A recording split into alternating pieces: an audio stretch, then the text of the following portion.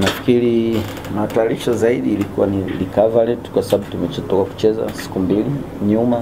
Kwa hiyo ni wachezaji tu utawapumzisha vipi ili waweze kurudi na nguvu tena baada ya siku mbili kuja kufanya kazi ngumu ambayo inaweza kukupatia pointi 3.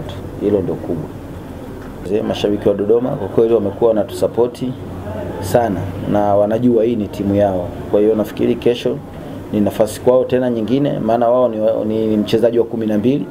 Wakija pale nafikiri wanaleta hamasa nzuri na wenyewe wanaona wachezaji wao wakiwaona pale mashabiki wapo, na la ya mpira mashabiki wawe wengi. Wakiwa mashabiki wengi hata mchezaji anacheza, hata kipindi sisi tunacheza ndio tulikuwa tunasikia la hivi. Ukiona uwanja uko full house unaona sasa hapa leo ndio inatakiwa nionyeshe vitu. Kwa sababu ili usimbwele mbele za watu. Ukimbwela watu wengi inakuwa wewe mwenyewe unajinyea, unaona? Lakini washabiki ni watu muhimu sana katika mpira. Kwa hiyo tunawaomba wasichoke, waje tena kesho kwa wingi, wawape nguvu wachezaji wao, na naamini watawafanyia kile ambacho wao wanakitaka.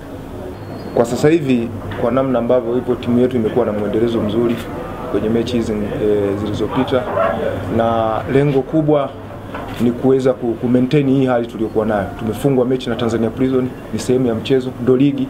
Lakini ukiangalia ligi yenyewe ilivyo, kuna watu wako juu, imegawanyika katika sehemu mbili. Kuna wale ambao wako wanatafuta ubingwa, kuna wale ambao wanataka kushuka. Sasa kwa sisi ambao tuko chini huku tunapambana kutoka kwenye hiyo hali, na lengo kubwa hasa ni kutoka. Na ukiangalia ratiba ilivyo, ukiangalia mechi zenyewe tunazocheza, kazi ngumu inahitajika kufanyika.